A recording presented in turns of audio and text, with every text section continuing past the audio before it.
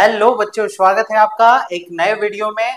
और आज के इस लेक्चर में हम लोग बात करेंगे बीएससी फर्स्ट सेमेस्टर फिजिक्स के अंदर यूनिट नंबर 3, जिसको हम लोग कहते हैं कोऑर्डिनेट सिस्टम।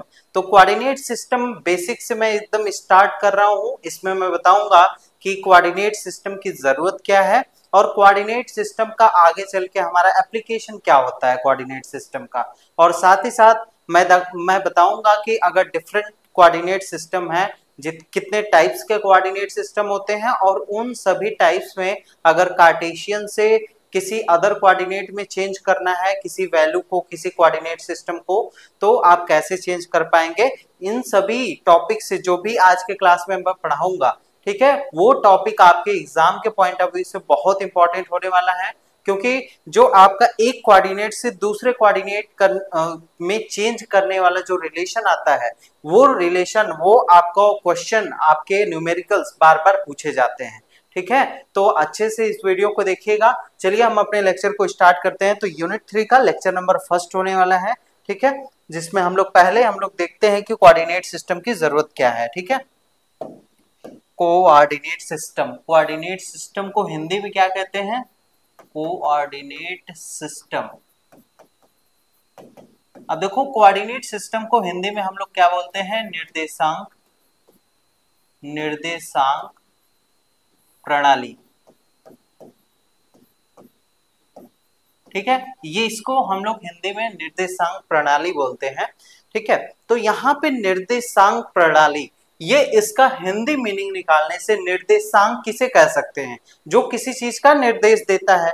ठीक है, तो बेसिकली कोऑर्डिनेट सिस्टम का काम क्या होता है कि ये हमको कहीं पे भी कोई पॉइंट हो, किसी रेफरेंस पॉइंट के रिस्पेक्ट में उस पॉइंट के पोजीशन को डिस्क्राइब करता है।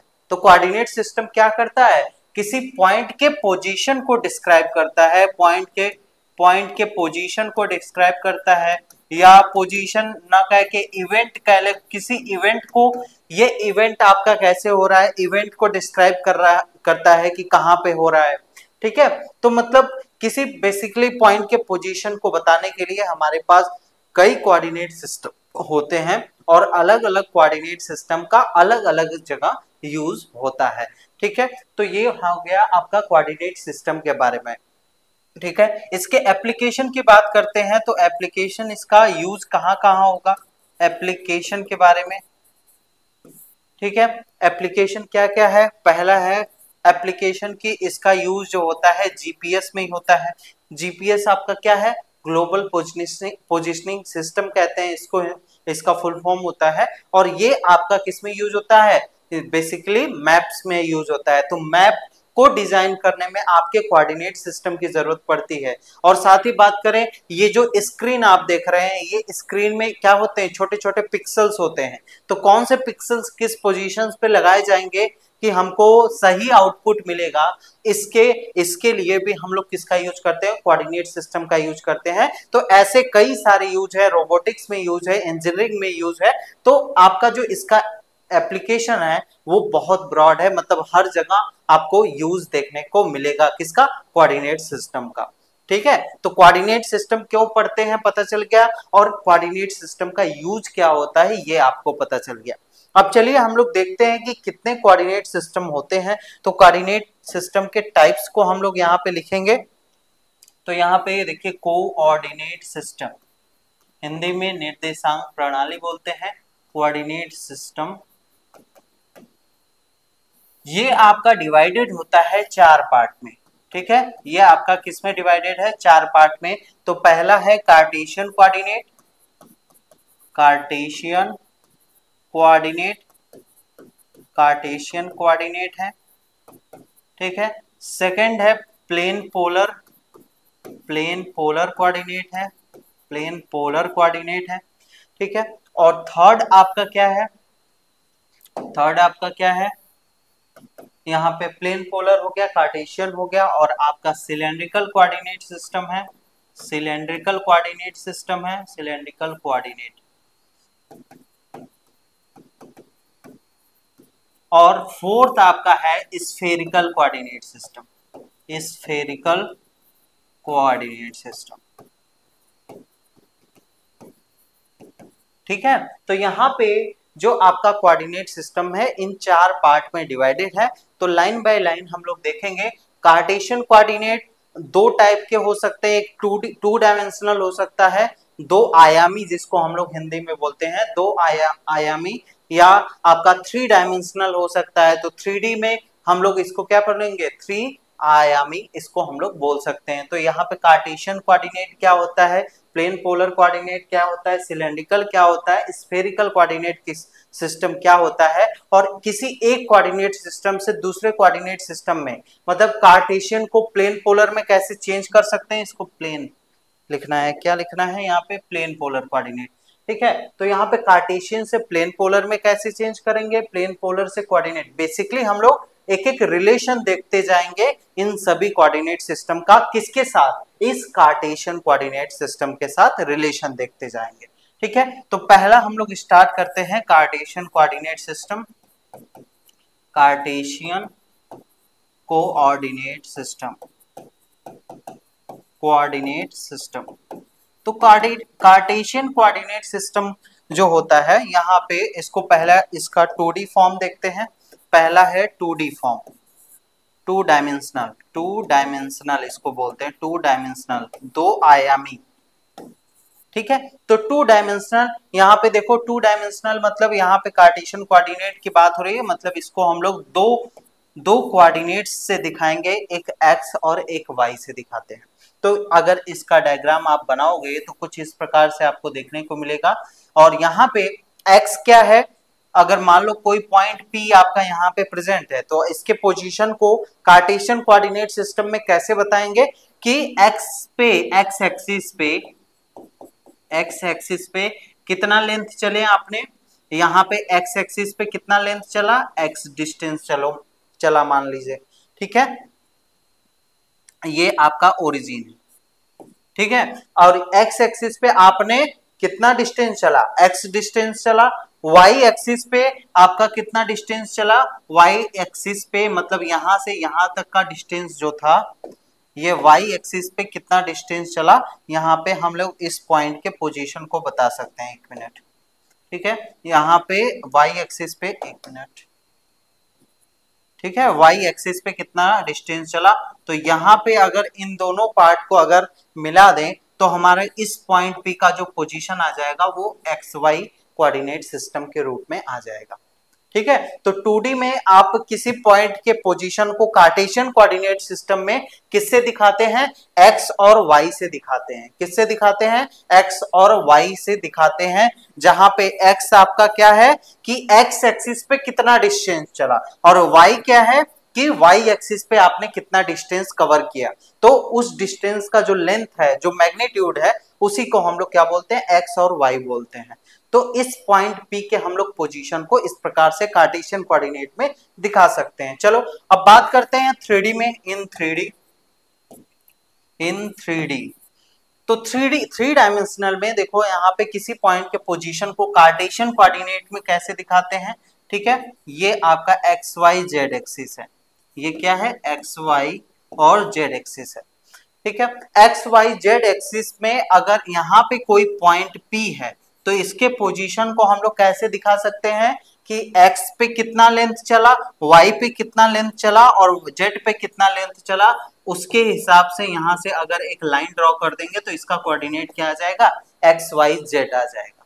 ठीक है, कैसे, देखो यहाँ पे x पे मान लो कि यहाँ तक डिस्टेंस कवर किया x, और यहाँ पे डिस्टेंस कवर किया y, यहाँ पे डिस्टेंस कवर किया z, तो यहाँ से मैच करेंगे, ये आपका कुछ इस प्रकार से, ये आपका कुछ इस प्रकार से डिस्टेंस निकल के आएगा। ठीक है, तो मतलब इस पॉइंट P के पोजीशन को इस प्रकार से एक्स वाई जेड से हम लोग दिखा सकते हैं। x का मतलब कि x एक्सिस पे कितना लेंथ चला, y का मतलब y एक्सिस पे कितना लेंथ चला, और z का मतलब z एक्सिस पे कितना लेंथ कवर किया गया। ठीक है, तो ये तीनों का मैग्नीट्यूड अगर इसको कोऑर्डिनेट फॉर्म में लिख दे तो ये आपका क्या हो जाएगा, ये कार्टेशियन कोऑर्डिनेट सिस्टम कहलाएगा, किसमें, 3D में कहलाएगा। समझ में आ गया इतनी चीजें। तो ये हो गया कार्टेशियन कोऑर्डिनेट सिस्टम के बारे में बात। अब इसी चीज को देखो एक और तरीके से आप बता सकते हो, एक और तरीके से बता सकते हो। देखो यहाँ पे अगर मैं एक्स वाई जेड एक्सिस इस तरीके से ड्रॉ करूं, यहाँ पे मान लो इसको x मान रहा हूं, इसको y मान रहा हूं, इसको z मान रहा हूं, ठीक है। और यहाँ पे मान लो कि कोई पॉइंट P आपका यहाँ पे प्रेजेंट, क्या है, कोई पॉइंट P आपका यहाँ पे है, इसके पोजीशन को बताना है कार्टेशियन में। तो हमको पता है कि एक्स वाई जेड आना चाहिए, तो इसको हम लोग एक और तरीके से ला सकते हैं। देखो, अगर मान लो कि इस पॉइंट P से इस पॉइंट तक यहाँ पे एक परपेंडिकुलर ड्रॉ कर दें, क्या करना है, इस पॉइंट P से इस पॉइंट, इसको हम लोग एक इस पॉइंट P से इसको एक्स वाई प्लेन में एक परपेंडिकुलर ड्रॉ करके उस पॉइंट P को हम लोग इस क्यू पोजीशन पे लेके चले आए, ठीक है, इस क्यू पोजीशन पे लेके चले आए। तो जब इस क्यू पोजीशन पे इसको लेके आ रहे हैं हम लोग, तो यहाँ पे ये ओरिजिन है आपका, ठीक है। तो यहां से इसको कैसे ड्रॉ कर सकते हैं, तो देखो ये आपका क्या है, एक्स पे मान लो कितना लेंथ चला, एक्स लेंथ चला, ये वाई पे आपका कितना लेंथ चला, यहाँ पे वाई पे वाई लेंथ चला। तो यहाँ पे अगर मैं इन दोनों को अगर मिला दूं, यहाँ पे जैसे मिला दूं, तो ये इसका पोजीशन क्या हो जाएगा, एक्स और वाई हो जाएगा। इस पॉइंट क्यू का पोजीशन कहाँ पे है, एक्स वाई कोऑर्डिनेट पे आपका यहाँ पे प्रेजेंट है इस पॉइंट क्यू का पोजीशन, ठीक है। क्योंकि यहाँ पे प्लेन कौन कौन सा है, एक्स और वाई, दो ही प्लेन है। एक प्लेन आपका क्या होता है, 2D होता है, तो प्लेन आपका एक्स वाई है, तो यहाँ पे दो ही कोऑर्डिनेट सिस्टम आएंगे, एक्स और वाई आएगा, ठीक है। और यहाँ पे अगर ये लेंथ हम अगर पूरा देखें, ये जो लेंथ है, ठीक है, ये जो पूरा लेंथ है, इसको हम लोग क्या लिख सकते हैं, जेड के बराबर लिख सकते हैं। तो अगर मैं इस पॉइंट P के पोजीशन को देखूं, तो एक्स वाई यहाँ पे है और जेड भी उसमें ऐड कर दूं, तो यही एक्स वाई जेड को पूरा दिखाएगा, यही आपका पूरा एक्स वाई जेड को पूरा दिखाएगा, ठीक है। तो एक तरीके से आप इस तरीके से भी क्या दिखा सकते हो, cartesian coordinate system x y z को भी रिप्रेजेंट कर सकते हैं, ठीक है। तो दो तरीका है, या तो इस तरीके से समझिए या तो इस तरीके से समझिए। तो ये आपका कार्टेशियन कोऑर्डिनेट सिस्टम हो गया। चलिए अब हम लोग देखेंगे पहले प्लेन पोलर कोऑर्डिनेट्स, ठीक है, plane polar coordinate, plane polar coordinate. और इस प्लेन पोलर कोऑर्डिनेट का हम रिलेशन देखेंगे, हम रिलेशन देखेंगे किसके साथ, हम लोग देखेंगे कार्टेशियन कोऑर्डिनेट के साथ, ठीक है। तो यहाँ पे चलिए हम लोग बनाते हैं, यहाँ पे प्लेन है, तो प्लेन आपका क्या होता है, 2D होता है। तो ये बेसिकली प्लेन पोलर कोऑर्डिनेट जो होता है, ये 2D फॉर्म में होता है। मतलब इनका कोऑर्डिनेट लिखने के लिए हमको दो स्पेस चाहिए, ठीक है। इनका कोऑर्डिनेट लिखने के लिए हमको क्या चाहिए, दो स्पेस चाहिए।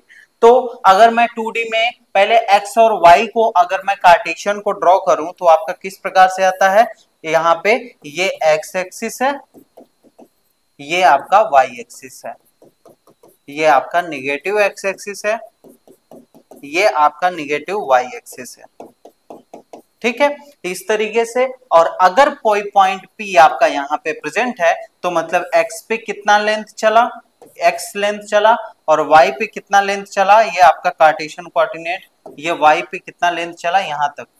तो इसको अगर मैच कर देंगे, तो इसका इस पॉइंट P का कोऑर्डिनेट क्या हो जाएगा, xy हो जाएगा, ठीक है। ये तो आपको क्लियर है, अभी पीछे मैंने बताया था।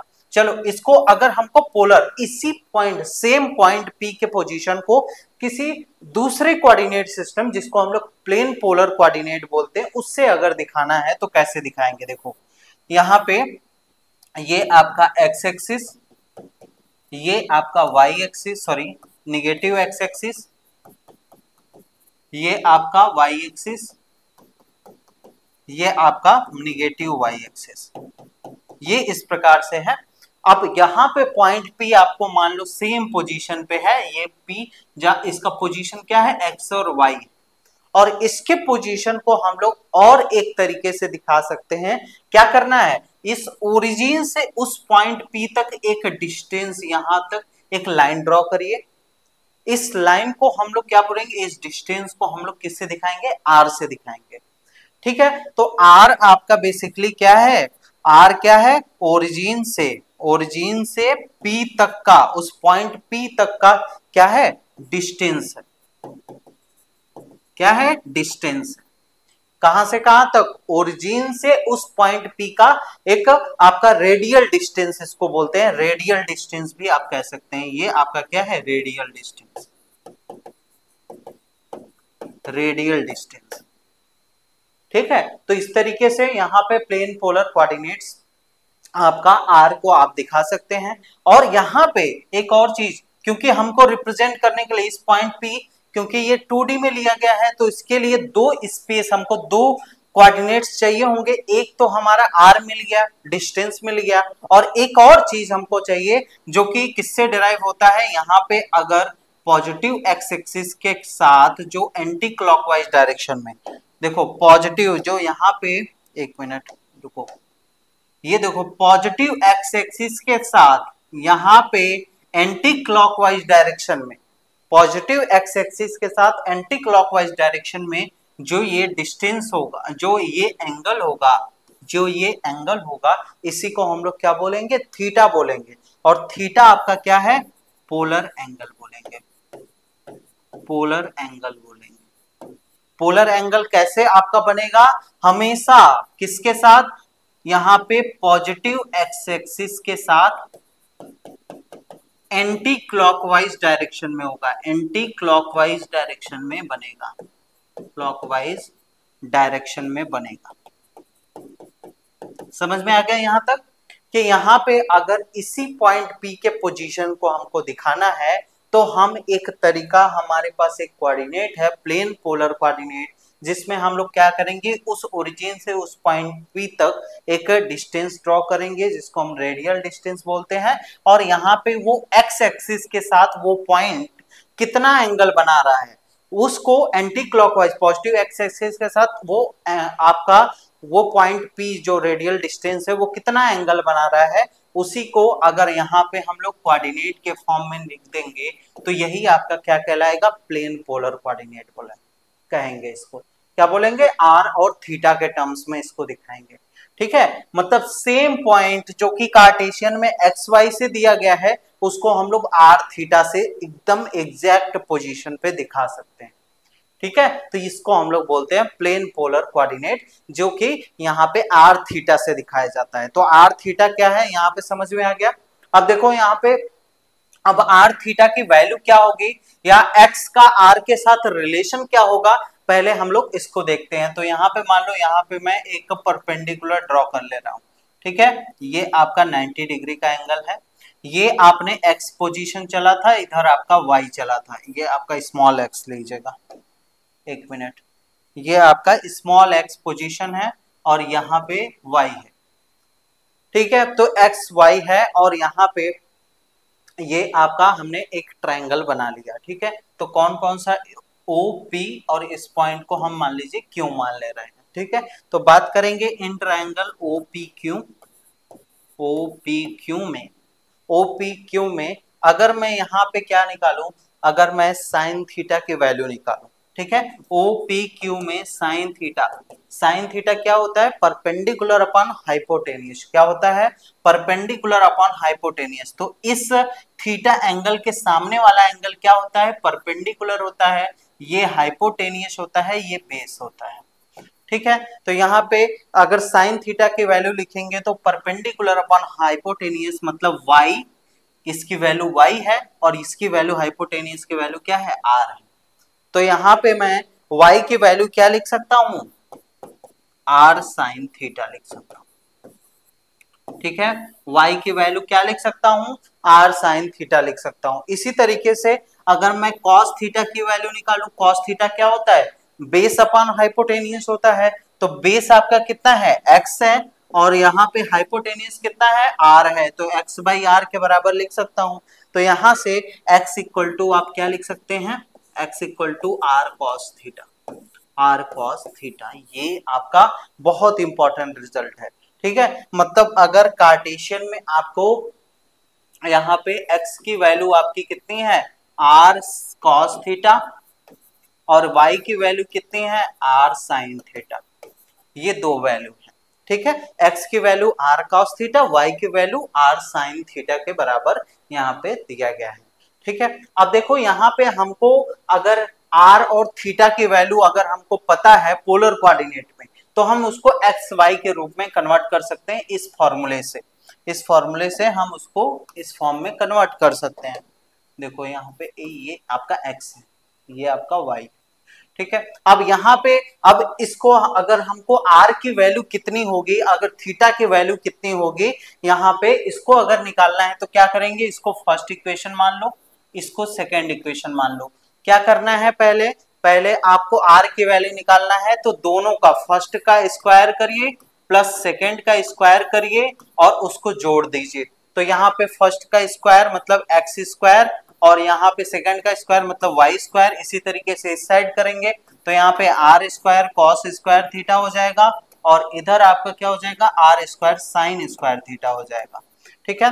अब यहाँ पे देखो, यहाँ पे x square plus Y square और यहाँ पे आर स्क्वायर कॉमन ले लेंगे तो cos square theta plus sine square theta, ये आपका वैल्यू आ जाएगा। और हमको पता है कि cos square theta plus sine square theta की वैल्यू क्या होती है, 1 के बराबर होती है। तो ये आपका x square plus Y square equal to r square. तो यहाँ पे आर की वैल्यू कितनी आ गई, under root x square plus Y square, ये आपकी आर की वैल्यू आ गई, ठीक है। अगर कार्टेशियन कोऑर्डिनेट में एक्स और वाई की वैल्यू हमको पता है, उसको पोलर कोऑर्डिनेट में आर की वैल्यू अगर हमको निकालनी है तो डायरेक्ट इस फॉर्मूले पे रखेंगे और हमारी वैल्यू निकल के आ जाएगी। चलो इसी तरीके से थीटा की वैल्यू निकालनी है तो क्या करो, सेकेंड को डिवाइड कर दो फर्स्ट के साथ, सेकेंड इक्वेशन को फर्स्ट के साथ डिवाइड कर देते हैं। तो यहाँ पे सेकेंड इक्वेशन क्या है, y है और यहाँ पे इसको डिवाइड करना है x के साथ, तो यहाँ पे क्या हो जाएगा, r sine theta by r cos theta, इस तरीके से यहाँ पे कन्वर्ट हो जाएगा। अब देखो r से r कैंसिल आउट, यहाँ पे कितना हो जाएगा, यहाँ पे sine theta by cos theta को क्या लिख सकते हैं, tan थीटा के फॉर्म में लिख सकते हैं। तो tan थीटा इक्वल टू क्या हो जाएगा, y बाई एक्स लिख सकते हैं ना, y बाई एक्स हो जाएगा। और यहां से हम थीटा के value, this implies theta equal to tan inverse y by x, ये आपका फॉर्मूला आ गया, ठीक है। तो यहां से 4 फॉर्मूले ये आपको याद होने चाहिए, इसको बॉक्स में बना लीजिए। ये आपका x की वैल्यू निकालना है r cos theta, r cos theta, y की वैल्यू r sin थीटा। ये आपका अगर कार्टेशियन में अगर r थीटा की वैल्यू पता है तो x y की वैल्यू निकालने के लिए है। और यहाँ पे अगर r की वैल्यू देखें तो under root x square plus Y square, ये हो जाएगा। और यहाँ पे r थीटा की वैल्यू कितनी है, tan inverse y by x, ठीक है। तो यहाँ पे ये चारों फॉर्मूले आपके बहुत इंपॉर्टेंट है। चलो इस पे अब एक क्वेश्चन हम लोग देख लेते हैं, ठीक है। एक क्वेश्चन हम लोग देख लेते हैं। मान लो कि x और y की वैल्यू जो दी गई है, हमको कोऑर्डिनेट दिया गया है कार्टेशियन में 1 1 के फॉर्म में दिया गया है और हमसे बोल रहा है कि इसको किस में चेंज करिए, इसको पोलर में चेंज करिए। ये क्वेश्चन बहुत इंपॉर्टेंट है, ऐसा क्वेश्चन आपके एग्जाम में कई बार पूछा गया है कि सिलेंड्रिकल को स्फेरिकल में चेंज करिए, स्फेरिकल को सिलेंड्रिकल में चेंज करिए। तो कई बार ये सारे आपके क्वेश्चंस आए हुए हैं, ठीक है। तो पोलर कोऑर्डिनेट है, तो पोलर में अगर हमको चेंज करना है तो यहाँ पे हमको बेसिकली r और थीटा की वैल्यू चाहिए। तो r निकालना है, यहाँ पे ये x होता है, ये y होता है कार्टेशियन में। तो यहाँ पे 1 का स्क्वायर प्लस 1 का स्क्वायर, तो यहाँ पे कितना हो जाएगा, 1 प्लस 1 हो जाएगा और यहाँ पे कितना हो जाएगा, अंडर रूट 2 हो जाएगा, ठीक है। मतलब r की वैल्यू कितने आ गई, अंडर रूट 2। इसी तरीके से थीटा की वैल्यू निकालो, क्या होता है formula, theta equal to tan inverse y by x होता है फॉर्मूला, ठीक है। यहाँ पे y बाई एक्स फॉर्मूला होता है, तो tan इनवर्स यहाँ पे 1 बाई 1 हो जाएगा, मतलब tan इनवर्स 1 आ गया। क्या आ गया, theta equal to tan inverse 1 आ गया। और हम लोग जानते हैं कि tan इनवर्स 1 को, यहाँ पे 1 को हम लोग क्या लिख सकते हैं, tan 45 डिग्री लिख सकते हैं क्योंकि tan 45 डिग्री की वैल्यू क्या होती है, 1 होती है। तो यहाँ से थीटा की वैल्यू क्या निकल के आ गई, 45 डिग्री निकल के आ गई। थीटा की वैल्यू कितनी आ गई, 45 डिग्री। तो यहाँ पे इसी कोऑर्डिनेट को पोलर कोऑर्डिनेट में क्या लिख सकते हैं, अंडर रूट 2 कॉमा यहाँ पे 45 डिग्री, इस तरीके से लिख सकते हैं, ठीक है, तो आपको इस प्रकार से क्वेश्चन आपसे एग्जामिनेशन में पूछे जाएंगे। अब इसी तरीके से अगर ये वैल्यू आपको दी गई रहे और इसकी वैल्यू निकालनी है तो क्या करना है, चलो ऐसा भी क्वेश्चन देख लेते हैं। जैसे मान लो कि यहाँ पे 1 और यहाँ पे 30 डिग्री आपको दिया गया है, 1 और 30 डिग्री प्लेन पोलर कोऑर्डिनेट में दिया गया है और इसको एक्स वाई में पूछा जा रहा है। तो यहाँ पे एक्स का फॉर्मूला क्या होता है, आर कॉस थीटा। तो आर की वैल्यू कितनी है, 1 है, कॉस 30 डिग्री यहाँ पे रख देंगे। तो यहाँ पे कॉस 30 डिग्री की वैल्यू कितनी होती है, √3/2। तो यहाँ पे √3/2 हो जाएगा। ठीक है, और y की वैल्यू कितनी हो जाएगी, r sin थीटा होती है। तो यहाँ पे r की वैल्यू 1 है और sin 30 डिग्री, तो sin 30 डिग्री की वैल्यू कितनी होती है, 1/2 होती है। तो यहाँ से 1/2 आ गया। ठीक है, तो यहाँ से x और y को हम लोग यहाँ पे किस में कन्वर्ट कर लिया, हमने कार्टेशियन में चेंज कर लिया, जिसको हम लोग इस प्रकार से लिख सकते हैं, 1/2 है। ठीक है, तो इस प्रकार से आपसे क्वेश्चन आपसे पूछे जाते हैं। तो आई होप कि अब आपको प्लेन पोलर कोऑर्डिनेट अगर कभी भी आपको क्वेश्चन पूछ देगा तो आराम से आप यहाँ पे कर लोगे। चलिए आगे बढ़ते हैं। प्लेन पोलर आपको आई होप कि अच्छे से समझ में आ गया होगा। अब हम लोग चलते हैं अगला कोऑर्डिनेट सिस्टम, जो कि है सिलेंड्रिकल कोऑर्डिनेट सिस्टम। एक मिनट,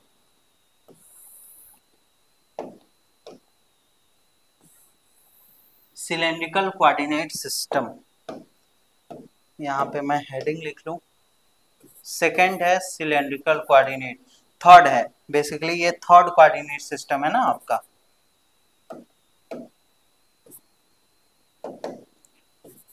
ठीक है, सिलेंड्रिकल कोऑर्डिनेट सिस्टम,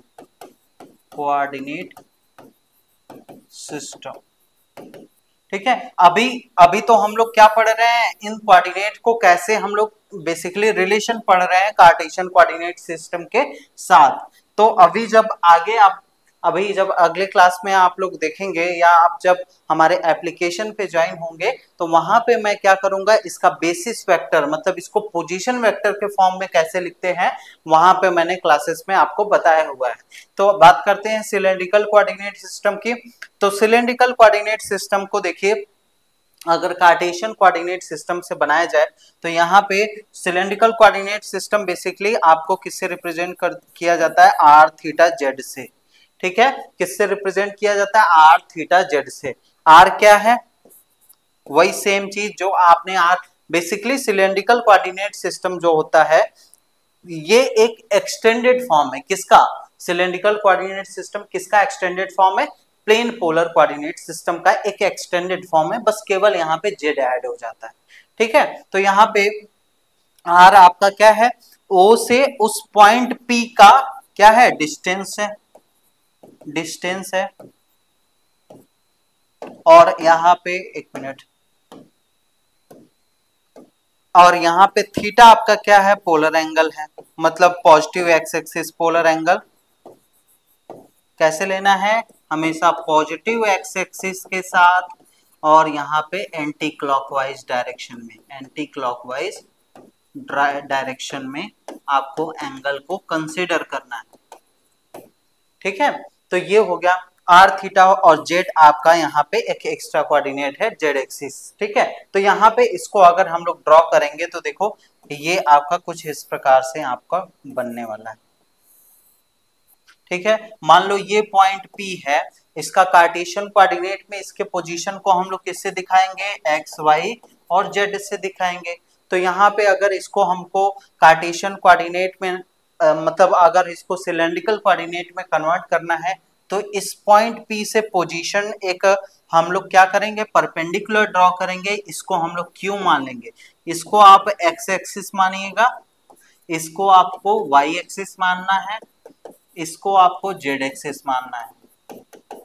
ठीक है, तो यहां से इस पॉइंट P, इस ओरिजिन से इस पॉइंट Q का जो पोजीशन है इसी को हम लोग क्या बोलेंगे, रेडियल डिस्टेंस बोलेंगे, R बोलेंगे। ठीक है, तो O से Q का डिस्टेंस जो है, यहाँ पे O से Q का जो डिस्टेंस है इसको हम लोग क्या बोलेंगे, R बोलेंगे। ठीक है। और यहां से जो ये पॉजिटिव एक्स एक्सिस के साथ एंटी क्लॉकवाइज, देखो एंटी क्लॉकवाइज ऐसे तो होगा, ठीक है। एंटी क्लॉकवाइज जो एंगल बनेगा उसी को हम लोग क्या बोलेंगे, थीटा बोलेंगे। तो ये एंगल आपका क्या हो जाएगा, थीटा हो जाएगा। तो बेसिकली इस पोजीशन को हम लोग किससे लिख सकते हैं, क्यू के पोजीशन को क्या लिख सकते हैं, आर थीटा लिख सकते हैं ना, ठीक है। इस क्यू पॉइंट के पोजीशन को क्या लिख सकते हैं, आर थीटा लिख सकते हैं। जैसा कि आपने देखा यहाँ पे वाई और एक्स प्लेन है, एक्स और वाई प्लेन है, दो ही प्लेन है। मतलब यहाँ पे दो प्लेन को देखो, यहाँ पे दो ही प्लेन थे, यहाँ पे भी क्या था आपका, दो प्लेन था, एक्स और वाई ही प्लेन था। तो इसी तरीके से यहाँ पे जब दो प्लेन है तो मतलब इसके पोजीशन को हम लोग आर थीटा से लिख सकते हैं। और बचा क्या, यहाँ पे ये जो पूरा डिस्टेंस है, एक मिनट, ये जो पूरा डिस्टेंस है, ये जो पूरा डिस्टेंस है जेड, ठीक है, इसको हम लोग क्या बोलेंगे, जेड बोलेंगे। और यहां से इस पॉइंट पी का पोजीशन किस में कन्वर्ट हो जाएगा, आर थीटा और जेड में कन्वर्ट हो जाएगा, ठीक है।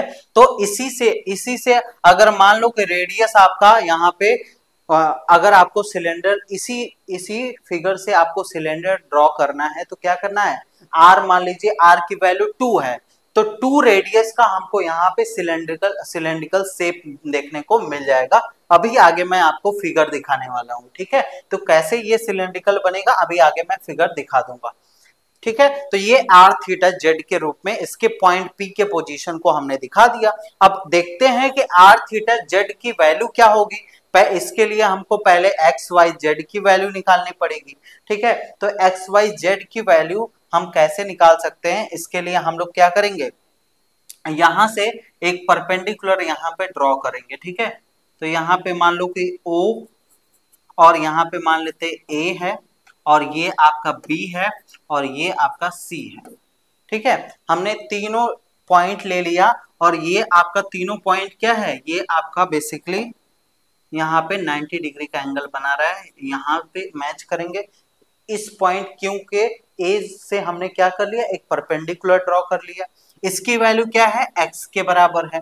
ओ बी की वैल्यू क्या है, वाई के बराबर है, ठीक है। ओ बी की वैल्यू क्या है, ये भी आपका कितना एंगल है, 90 डिग्री का एंगल है, कितना, 90 डिग्री का एंगल है। ये भी कितना एंगल है, ये भी आपका 90 डिग्री का एंगल है, ठीक है। और ये भी एंगल आप यहाँ पे जो लोगे, ये भी आपका कितना होगा, 90 डिग्री का एंगल होगा, ठीक है। समझ में आ गया। अब देखो यहाँ पे आर थीटा और सबकी वैल्यू हम लोग निकालना शुरू करते हैं। तो यहाँ पे देखो, यहाँ पे आर का ये वाला कंपोनेंट क्या होगा, या चलो हम लोग फिगर से ही सॉल्व करते हैं। तो पहला आप कौन सा ट्राइंगल लेना, ओ ए और क्यू को हम लोग किस ट्रायंगल में बात करेंगे, ओ ए और क्यू के ट्रायंगल में बात करेंगे, ठीक है। In triangle O A Q, in triangle O A और क्यू, ओ ए क्यू में बात करेंगे। तो यहाँ पे देखो आपका किस प्रकार से ये डायग्राम अगर मैं फिर से ड्रॉ करूं, तो ओरिजिन पे आपका क्या है, ओरिजिन है आपका यहाँ पे ये ओ है, सॉरी, यहाँ पे आपका ये जो एंगल है ये आपका कितना है, ये जो 90 डिग्री का एंगल है ए है, ठीक है। फिर आपका ओरिजिन जिसको मानेंगे वहां पे आपका थीटा एंगल है, तो ओरिजिन मान लो, इसको मान लेते हैं ओरिजिन, और यहाँ पे आपका क्या हो जाएगा, सॉरी, इसको ओरिजिन मानते हैं। ओरिजिन आपका यहाँ पे ये आपका ओरिजिन है, और यहाँ पे ही आपका थीटा एंगल प्रेजेंट है, ठीक है। और यहाँ पे ओ ए क्यू आपका यहाँ पे पॉइंट है, ठीक है। तो इस थीटा एंगल के सामने वाला एंगल क्या होगा, परपेंडिकुलर, या हाइपोटेनियस, ये बेस हो जाएगा। तो हमको किसकी वैल्यू चाहिए, ओ ए की वैल्यू चाहिए। तो हम लोग क्या करेंगे, कॉस थीटा की वैल्यू निकाल लेंगे, क्योंकि कॉस वाले ही फॉर्मूले में आपका बेस निकलता है। तो यहाँ पे कॉस थीटा क्या होता है, बेस अपॉन हाइपोटेनियस। तो यहाँ पे बेस आपका बाई हाइपोटेनियस, इसको हम लोग लिख सकते हैं, ठीक। तो बेस की वैल्यू कितनी है, ओ ए है, और यहाँ पे ओ क्यू की वैल्यू कितनी है। अब देखो यहाँ से इस यहाँ पे डायग्राम में देखो ओ और क्यू का डिस्टेंस हमने कितना लिया है, आर लिया है, ठीक है। तो यहाँ से मैं ओ क्यू की वैल्यू लिख सकता हूँ ना, आर। यहाँ पे ओ ए की वैल्यू क्या होगी, यहाँ पे ओ क्यू कॉस थीटा के बराबर हो गई। और जहां पे हमको पीछे पता है कि ओ ए जो है वो एक्स के बराबर है और ओ क्यू जो है आर के बराबर है, तो ये आपका एक्स की वैल्यू निकल के आ गई। क्या निकल के आ गया? आर कॉस थीटा, यहाँ पे एक्स की वैल्यू निकल के आ गई। ठीक है, इसी तरीके से अब हम लोग इस ट्रायंगल में अगर हम लोग देखें, इस ट्रायंगल में किस ट्रायंगल में? ओ बी क्यू के ट्रायंगल में। किस ट्रायंगल में? O B Q. अच्छा यहाँ पे देखो, अच्छा यहाँ पे इसको एक और तरीके से कर सकते हैं। इस ए बी का जो डिस्टेंस है वही ओ बी का तो डिस्टेंस है। ठीक है, यहाँ पे ओ बी का जो डिस्टेंस है, नहीं तो छोड़ो, आप इस तरीके से करो, O B Q. O B Q in triangle O B Q देखते हैं, इन ट्रायंगल ओ बी और क्यू में देखते हैं। ठीक है, ओ बी क्यू अगर हम लोग ट्रायंगल बना लेते हैं तो यहाँ पे बी क्यू ओ, ठीक है, और यहाँ पे देखिए O B Q, O B और क्यू। ठीक है, तो यहाँ पे आपका ये एंगल आपका कितना है? थीटा है, ओ बी क्यू। या इसी तरीके से हम लोग निकाल सकते हैं ओ बी क्यू आपका यहाँ पे कौन सा एंगल 90 डिग्री है? एक मिनट, ए ओ बी, बी वाला आपका क्या है? 90 डिग्री है, तो बी आपका 90 डिग्री हो गया। ठीक है, और यहाँ पे थीटा एंगल आपका नहीं हो पाएगा, थीटा एंगल क्या हो जाएगा? यहाँ पे आप यहाँ पे क्या करिए, थीटा एंगल निकाल देंगे तो ये बी क्यू बेसिकली। चलिए इसको हम लोग एक और तरीके से कर लेते हैं, दूसरे तरीके से। ठीक है, एकदम सिंपल है, कोई दिक्कत नहीं होगा। इसी ट्रायंगल में आपका यहाँ पे ये निकल के आ जाएगा। ठीक है, तो यहाँ पे हमने ओ ए क्यू ट्रायंगल लिया था। अब इसी तरीके से मैं क्या कर दूं, देखो यहाँ पे एक चीज ध्यान देना। अब देखो जो ए और क्यू का जो लेंथ है, जो ए और क्यू का, ये भी 90 डिग्री का एंगल बना रहा है, ये भी आपका 90 डिग्री का एंगल बना रहा है यहाँ पे। तो ए क्यू का जो लेंथ है वही ओ बी का भी तो लेंथ है। यहाँ पे ए क्यू का जो लेंथ है वही ओ बी का लेंथ है। तो यहाँ पे ए क्यू को ओ बी के बराबर लिख सकते हैं हम लोग। तो यहाँ से अगर इसी ट्रायंगल में हम लोग किसकी वैल्यू निकाले? साइन थीटा की वैल्यू निकाले, तो यहाँ पे क्या हो जाएगा? ए क्यू आपका क्या है? Perpendicular upon hypotenuse sine theta के होता है। तो यहाँ पे परपेंडिकुलर को ए क्यू लिख देते हैं और यहाँ पे जो हाइपोटेनियस है उसको ओ क्यू लिख देते हैं। अच्छा बताओ, ए क्यू जो है वो आपका क्या आ गया? ओ क्यू साइन थीटा आ गया, ओ क्यू साइन थीटा आ गया। अब देखो ओ क्यू की जो वैल्यू है वो आपका किसके बराबर है? आर के बराबर है, अभी हमने यूज किया था। यहाँ पे इसको साइड में लिख लो, ओ क्यू की वैल्यू आर के बराबर है। तो यहाँ पे जो आपका आर के बराबर है, ठीक है, तो ए क्यू की वैल्यू जो होगी वो आर साइन थीटा के बराबर लिख सकते हैं। और यहाँ पे हम लोग देख रहे हैं, यहाँ पे इस सिस्टम में देख रहे हैं कि जो ओ बी की वैल्यू है वो ए क्यू के बराबर है।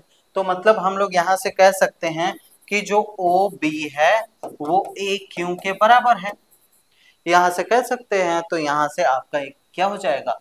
यहाँ पे इसको ओ बी लिख दीजिएगा, ये आपका आर साइन थीटा। और यहाँ पे ओ बी की वैल्यू किसके बराबर है? वाई के बराबर है, तो ये आपका आर साइन थीटा आ गया। ठीक है, तो यहाँ पे ये दो फॉर्म आ गया। और जेड की वैल्यू क्या होती है? तीसरा जो होता है वो जेड के बराबर होता है, तो जेड इक्वल टू जेड ही आपका होता है। तो जेड को कैलकुलेट करने की जरूरत नहीं है यहाँ पे, तो ये आपका इस फॉर्म में। तो फॉर्मूला क्या आया? अगर हम लोग देखें तो x की value r cos theta, y की वैल्यू आर साइन थीटा, और यहाँ पे z की वैल्यू z के बराबर है। ठीक है, अब देखो इसको सॉल्व करना है हमको, आर थीटा के टर्म्स में वैल्यू चाहिए, सेकेंड थर्ड। ठीक है, इसको फर्स्ट सेकेंड थर्ड इक्वेशन बांध लेते हैं। तो फर्स्ट का स्क्वायर प्लस सेकेंड का स्क्वायर करके जोड़ दीजिए, तो यहाँ पे क्या हो जाएगा? X square plus Y square, और यहाँ पे आर स्क्वायर कॉमन ले सकते हैं, तो ये आपका cos square theta plus sine square theta लिख सकते हैं ना। ठीक है, पहले और दूसरे इक्वेशन को स्क्वायर करके जोड़ दिया। ठीक है, तो सेम अभी जो जैसे पोलर वाले का किया था सेम उसी प्रकार से करना है। तो यहाँ पे r इक्वल टू क्या आ गया? Under root x square plus Y square आ गया। ठीक है, तो ये आपका आर का वैल्यू आ गया। इसी तरीके से थीटा निकालना है तो क्या करो, सेकेंड को फर्स्ट से डिवाइड कर दो। तो सेकेंड और फर्स्ट का डिवाइड करेंगे तो यहाँ पे y by x equal to क्या हो जाएगा, टेन थीटा आएगा, और थीटा इक्वल टू आपका क्या आ जाएगा, tan inverse y by X आ जाएगा। ठीक है, तो यहाँ पे y theta equal to tan inverse y by X, R theta की वैल्यू मिल गई और z की वैल्यू उसी तरीके से बराबर ही रहती है। ठीक है, तो मतलब अगर चारों फॉर्मूले को मैं एक साथ लिखूं तो यहाँ पे r cos theta, x equal to यहाँ पे y equal to r sin theta, z equal to z, ये आपका फॉर्मूला पहला हो गया। और एक बॉक्स में आप दूसरा फॉर्मूला लिख लीजिए, r equal to under root x square plus Y square, theta equal to tan inverse y by x, और यहाँ पे z इक्वल टू z। ठीक है, तो यहाँ पे ये आपका कार्टेशियन कोऑर्डिनेट है और ये आपका क्या है, सिलेंड्रिकल कोऑर्डिनेट सिस्टम में आप इसको बदल सकते हो। ठीक है, ये फॉर्मूला आपको यूज करना है। क्या करिए, एक क्वेश्चन ले लीजिए यहाँ पे, मान लो कि आपको जो एक्स वाई जेड की वैल्यू दी गई है 1 2 1 दी गई है। ठीक है, 1 2 1। ठीक है, तो इसको सॉल्व करते हैं तो यहाँ पे इसको आर थीटा और जेड के टर्म में कन्वर्ट करना है, या सिलेंड्रिकल कोऑर्डिनेट सिस्टम में दे देगा कि सिलेंड्रिकल में चेंज करके दिखाइए। तो सिलेंड्रिकल में कैसे चेंज करेंगे, आप क्या करेंगे, पहले आर की वैल्यू, सॉरी एक्स की वैल्यू आपको दी गई है, एक्स की वैल्यू, वाई की वैल्यू और जेड की वैल्यू दी गई है। तो यहाँ पे आर का अगर हमको निकालना है आर, तो क्या करेंगे, x square plus Y square करेंगे। तो यहाँ पे एक्स स्क्वायर के वैल्यू क्या है, मतलब एक्स की वैल्यू क्या है, 1 है, तो 1 का स्क्वायर 1 ही होगा। वाई स्क्वायर मतलब 2 का स्क्वायर, तो यहाँ पे 4 सॉरी 2 का स्क्वायर क्या हो जाएगा, 4 हो जाएगा, तो 415 under root 5, r equal to under root 5 आ गया। ठीक है, इसी तरीके से आप थीटा निकाल सकते हो, theta tan inverse y by x होता है, तो मतलब 2 बाई 1 हो गया। ठीक है, तो tan इनवर्स 2 हो जाएगा, तो यहाँ पे tan इनवर्स 2 हो गया। इस तरीके से ये आ गया थीटा की वैल्यू, और यहाँ पे z की वैल्यू आपकी कितनी दी गई है, 1 दी गई है, तो ये आपकी सेम ही रहेगी दोनों में। ठीक है, तो यहाँ पे आर थीटा जेड के टर्म में कन्वर्ट कर लिया। अब इसी तरीके से ठीक उल्टा आपसे क्वेश्चन पूछा जा सकता था, आर की वैल्यू अंडर रूट 5 दे दे और थीटा की वैल्यू tan इनवर्स 2 दे दे और जेड की वैल्यू 1 दे दे, तो इसको किस में कन्वर्ट करके दिखाइए आपको इस तरीके से। चलो एक क्वेश्चन होमवर्क के लिए दे दे रहा हूँ, आप लोग करो इसको, इस क्वेश्चन को करो। अगर आर की वैल्यू 4 है, थीटा की वैल्यू 30 डिग्री है और आपका जेड की वैल्यू 4 है। ठीक है, इस क्वेश्चन को किस में कन्वर्ट करना है, कार्टेशियन में। मतलब ये सिलेंड्रिकल दिया गया है, सिलेंड्रिकल दिया गया है और इसको किस में चेंज करना है, कार्टेशियन में। कार्टेशियन में चेंज करना है तो इसको चेंज करके आपको दिखाना है। ठीक है, तो इस तरीके से सिलेंड्रिकल कोऑर्डिनेट सिस्टम भी आपको, आई होप कि आपको समझ में आ गया होगा। अब चलिए सिलेंड्रिकल कोऑर्डिनेट सिस्टम आपको कैसे दिखेगा, कैसे ये सिलेंड्रिकल फॉर्म में दिखेगा, ये देखिए यहाँ पे फिगर, आई होप कि आपको क्लियर हो रहा होगा। देखो यहाँ पे ओ से क्यू तक यहाँ पे एक लाइन खींची गई है जिसकी वैल्यू आर के बराबर है, और यहाँ पे एंगल जो बना है एंटी क्लॉकवाइज थीटा एंगल बना हुआ है। और यहाँ पे फिर इसके बाद इस पॉइंट पी आपका यहाँ पे था, इस के और थीटा कैप, अभी आर कैप को भूल जाइए। ठीक है, तो आपका फिगर कैसे, देखो यहाँ पे फिगर कैसे बन रहा है। ठीक है, तो यहाँ पे सेम फिगर जो अभी पीछे बनाया था उसी को सिलेंड्रिकल फॉर्म में कैसे बनाएंगे, देखो यहाँ पे P मान लो, P से एक परपेंडिकुलर ड्रॉ करो Q। ठीक है, और यहाँ से यहाँ तक की जो R डिस्टेंस है इसको यहाँ पे हम लोग थीटा मानेंगे, ये तो बताया था पीछे। अब देखो, अब इसको हम लोग को क्या बनाना है, सिलेंड्रिकल के फॉर्म में कन्वर्ट करना है, तो रेडियस हमको कितना मानना होगा, जो आर की वैल्यू हमको दी गई रहेगी। ठीक है, आर की वैल्यू 4 है, तो 4 रेडियस का सिलेंडर आपका यहाँ पे ड्रॉ होगा। ठीक है, तो इस तरीके से यहाँ पे एक परपेंडिकुलर ड्रॉ कर लेते हैं, यहाँ से एक परपेंडिकुलर ड्रॉ कर लेते हैं और यहाँ से एक परपेंडिकुलर ड्रॉ कर लेते हैं। अब देखो यहाँ पे अब इसका सिलेंड्रिकल फॉर्म में कन्वर्ट करेंगे तो आपका कुछ इस प्रकार से, ठीक है, और ये आपका फिर नीचे की तरफ आपका इसी तरीके से आपका कन्वर्ट होगा।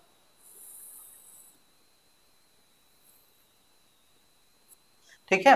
और यहाँ पे अगर इन दोनों को मैच कर देंगे तो ये देखो एक सिलेंड्रिकल फॉर्म में कन्वर्ट हो गया। ठीक है, तो बेसिकली इस प्रकार से ये आपका एक सिलेंड्रिकल कोऑर्डिनेट सिस्टम को दिखाता है। कौन? आर, थीटा और जेड जो होता है आपको सिलेंड्रिकल कोऑर्डिनेट सिस्टम को दिखाता है। चलिए अब हम लोग बात करेंगे स्फेरिकल कोऑर्डिनेट सिस्टम की। आपका बहुत इंपॉर्टेंट है स्फेरिकल कोऑर्डिनेट सिस्टम। ये आपका स्फेरिकल कोऑर्डिनेट, ये होमवर्क आप लोग कर लीजिएगा। चलिए spherical coordinate system, spherical coordinate system. अब इसको कार्टेशियन के साथ हम लोग कैसे बनाएंगे, इसको कार्टेशियन के साथ हम लोग कैसे ड्रॉ करेंगे, आइए इसको हम लोग अच्छे से देखते हैं। ठीक है, तो कार्टेशियन के साथ अगर हम लोग इसको रिलेशन करवाना चाहते हैं तो हम लोग को क्या करना पड़ेगा, एक्स वाई जेड एक्सिस पे इसको ड्रॉ करके हम लोग देखेंगे। एक मिनट फिगर चेंज कर दूं।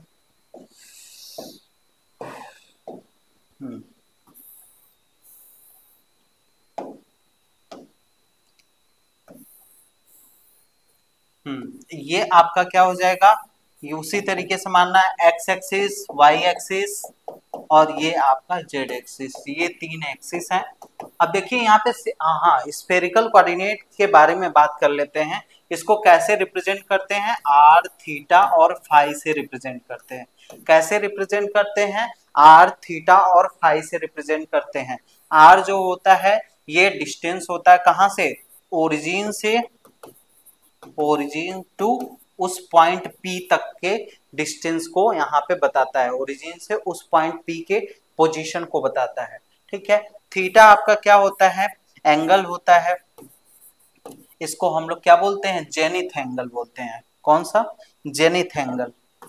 एक मिनट इसको अच्छे से मैं लिख देता हूँ। ये आपका क्या है, जेनिथ एंगल इसको बोलते हैं, जेनिथ एंगल। और जो फाई होता है इसको हम लोग क्या बोलते हैं, एजीमुथल एंगल, एजीमुथल एंगल बोलते हैं। तो जेनिथ एंगल आपका कैसे बनता है, अभी यहाँ पे ड्रॉ करके हम लोग देखते हैं। ठीक है, तो यहाँ पे मान लो ये आपका एक्स वाई जेड एक्सिस है। अब यहाँ पे एक पॉइंट P है, एक पॉइंट P है और इसके पोजीशन को हमको स्फेरिकल कोऑर्डिनेट सिस्टम में दिखाना है। ठीक है, तो कैसे दिखाएंगे, इस ओरिजिन से इस पॉइंट P तक हम लोग क्या करेंगे, एक लाइन ड्रॉ करेंगे।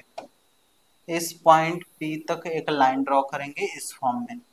ठीक है, तो ये जो डिस्टेंस होगा इसको हम लोग R मानेंगे। ठीक है, क्या मानेंगे, R मानेंगे। और यहाँ पे ये जो आपका इस जेड एक्सिस के साथ जो एंगल बनाएगा, जो जेड एक्सिस के साथ जो क्लॉकवाइज डायरेक्शन में जो एंगल बनेगा, इसी को हम लोग क्या बोलेंगे, थीटा बोलेंगे। इसी को हम लोग क्या बोलेंगे, थीटा बोलेंगे।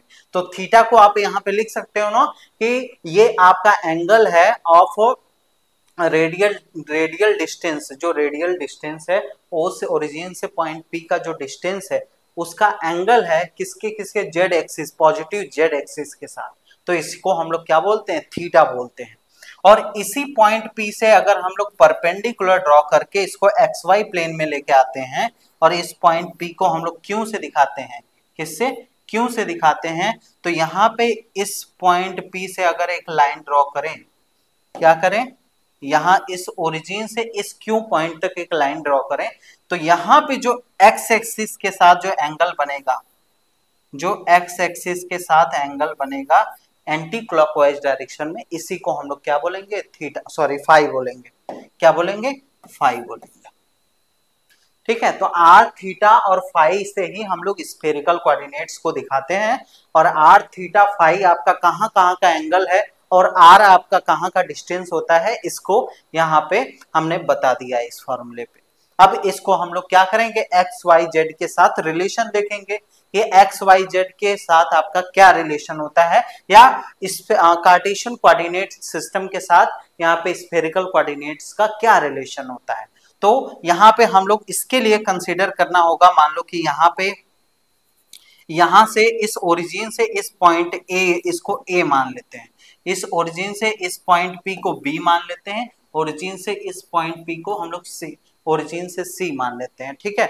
और यहाँ से ओ ए का जो डिस्टेंस है इसको मान लीजिए एक्स मान लीजिए, और ए ये आपका y और ये आपका z मान लीजिए, और ये आपका परपेंडिकुलर है, और यहां से एक परपेंडिकुलर ड्रॉ करिए यहाँ उस पॉइंट Q तक। कहां से कहां तक? उस पॉइंट Q तक परपेंडिकुलर। ऐसे ही ओ बी पॉइंट से उस पॉइंट Q तक एक परपेंडिकुलर ड्रॉ करिए। मतलब ये जो एंगल है वो आपका कितना है? 90 डिग्री का है।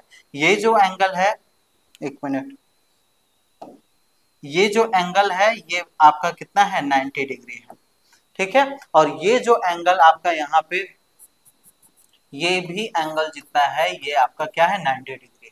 तो यहाँ पे हमको x, y और z की वैल्यू निकालनी है, किसके? r, थीटा और फाई के टर्म्स में निकालनी है, ठीक है। तो आइए हम इसको यहाँ पे लाइन बाय लाइन अच्छे से कैलकुलेट करते हैं।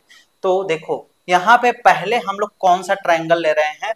OCP, in triangle OCP, in triangle OCP में, OCP में अगर हम लोग देखते हैं, अगर OCP में हमको किसकी वैल्यू चाहिए? अब देखो थीटा के सामने वाला एंगल क्या होता है? परपेंडिकुलर। ये आपका हाइपोटेनियस, ये बेस है।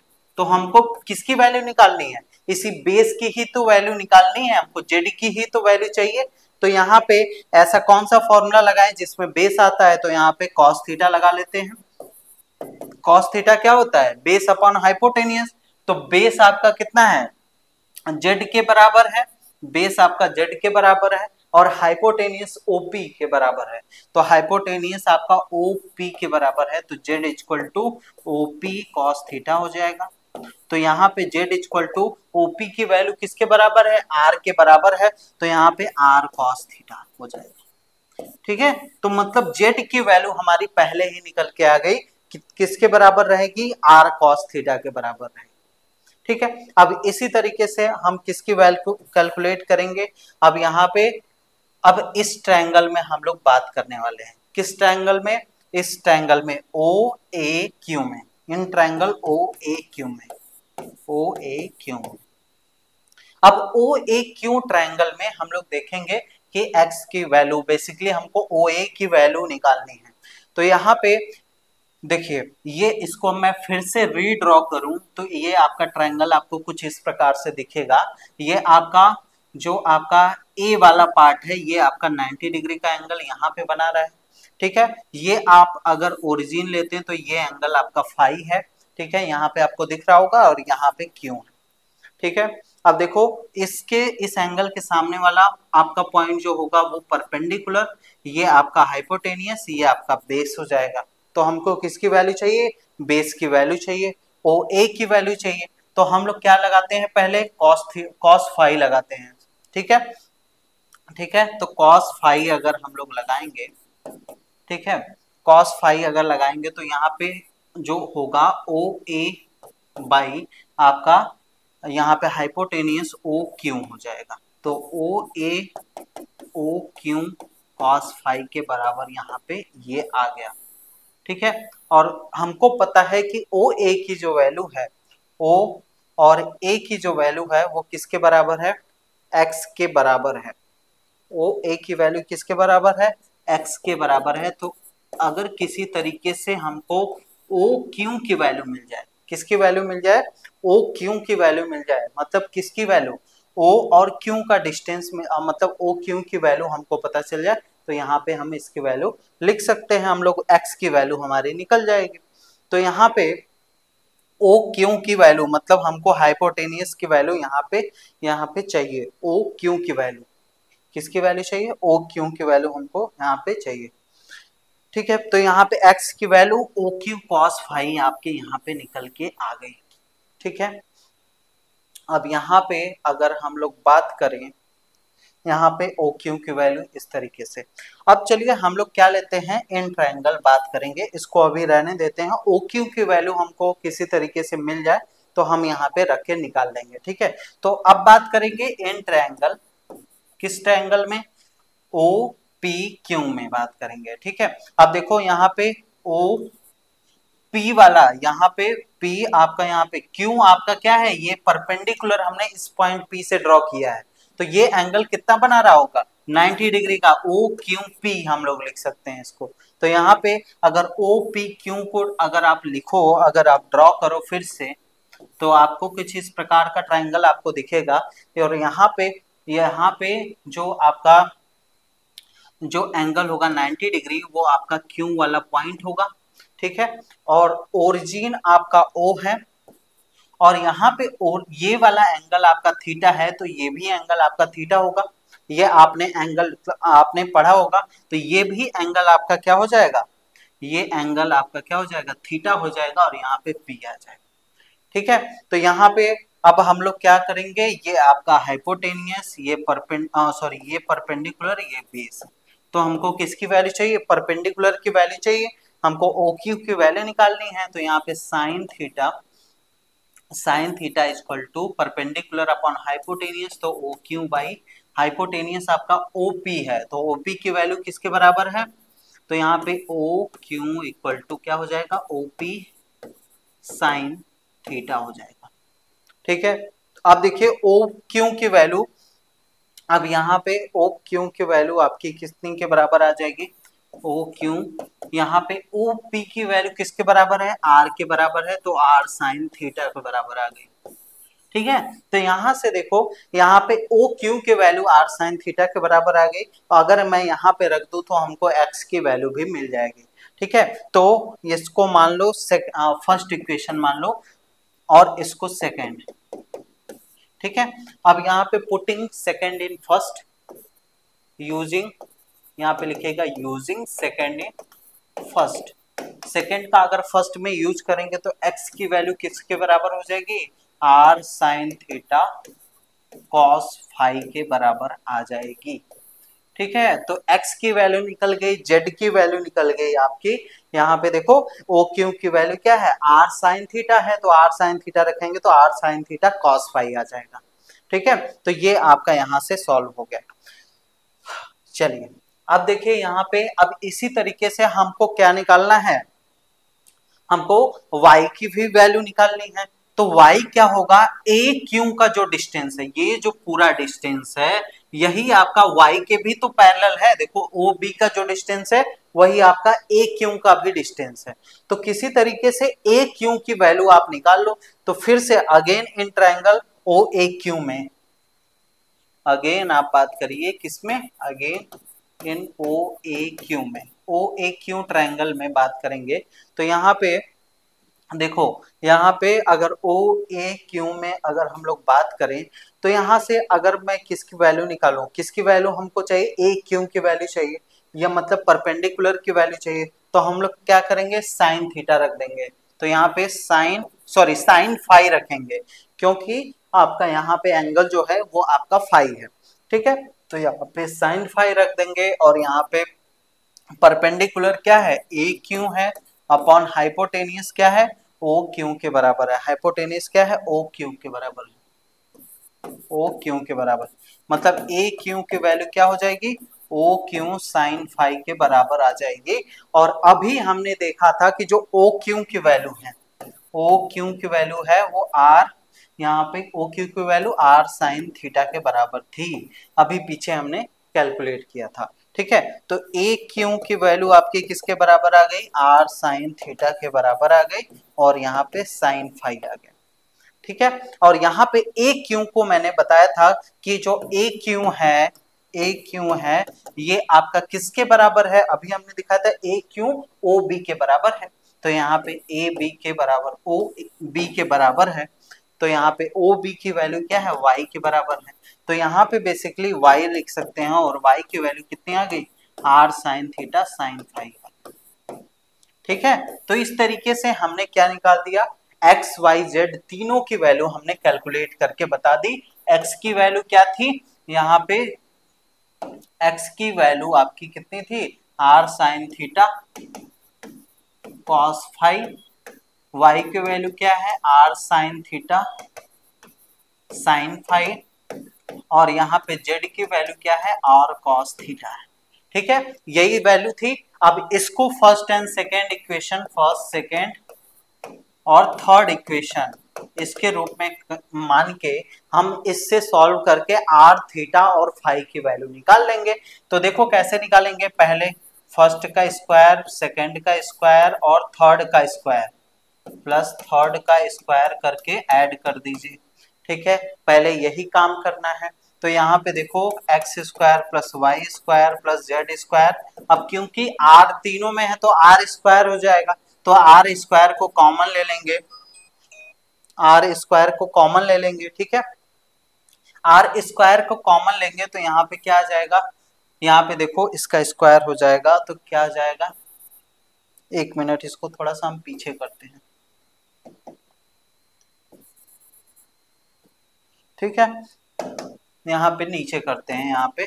अब देखो आप आर स्क्वायर इसमें से हमने कॉमन ले लिया, आर स्क्वायर यहाँ पे कॉमन ले लिया तो यहाँ पे क्या हो जाएगा, sine square theta cos square phi plus आपका sine square theta sine square phi plus आपका क्या हो जाएगा कॉस स्क्वायर थीटा।